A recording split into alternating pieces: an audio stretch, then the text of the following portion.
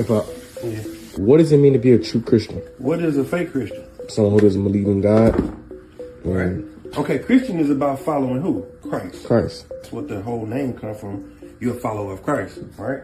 Okay. Then that means you would have to live like Christ or imitate Christ's life to be a true Christian, right?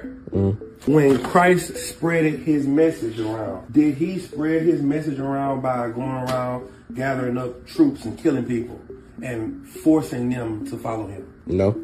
So then that means people that force you to follow Christ by the sword are not true Christians. See what I'm saying? Okay. What did Christ teach? To be perfect. To be perfect. So now if you teach that you don't have to be perfect, then that's against Christ. You're actually teaching something that's against Christ. Because Christ caught a woman in adultery in the act and said, go and what? Sin no more. Go and sin no more. So the message of Christ was to be perfect.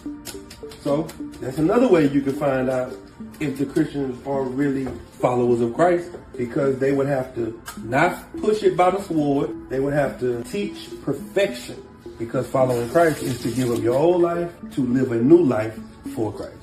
You get it? All right, so now let me give you a scripture. 1 and 2. For as much then as Christ hath suffered for us in the flesh, arm yourselves likewise with the same mind. First thing you gotta understand, if you're gonna follow Christ, get your mind right, because you're gonna go through the same persecution that Christ went through. And a lot of people are trying to make martyrs out of people that are not Christ-like.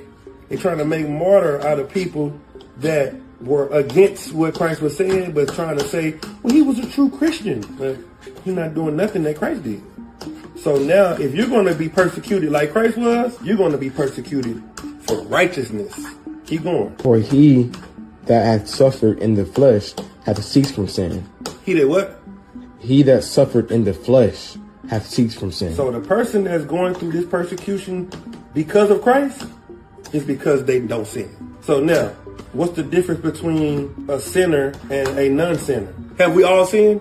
Yes. So even the people that say they follow Christ, have they sinned before? Yes. All right. Because Christians going to say, if you're going to say that you haven't sinned, then you're a liar. Well, we are saying that we have sinned. But what's the difference between a sinner and a non-sinner? Let me show you the difference. I've smoked before, right? Am I a smoker? No.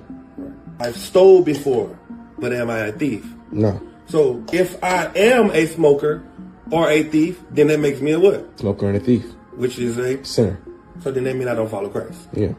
All right? Yet if any man suffer as a Christian, let him not be ashamed, but let him glorify God on this behalf. For the time is come that judgment must begin at the house of God. And if it begin at us, what shall the end be of them that obey not the gospel of God? This is the cold part about it. People that follow Christ are going to be judged first, because the Lord is going to start at his house first. People say, sweep around your own front door before you try to sweep around mine. Christ is going to clean his house first. So if that's the case, then what's going to happen to those that are not in his house?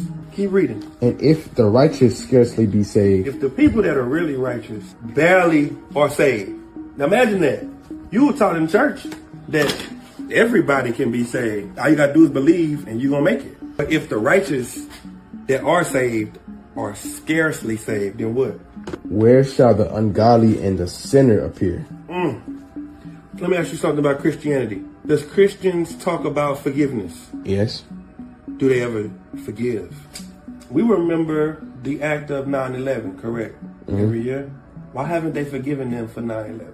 Why haven't they turned the other cheek? In slavery, we've gone through so much, and we were told to do what? Forgive and turn the other cheek. Well, why don't they forgive and turn the other cheek? Why do they remember the pain? Because they're not Christ-like. Because if they were truly Christ-like, like they taught us to be, then they would forgive and turn the other cheek. That's what true Christians are. True Christians follow Christ, and when they're persecuted for righteousness.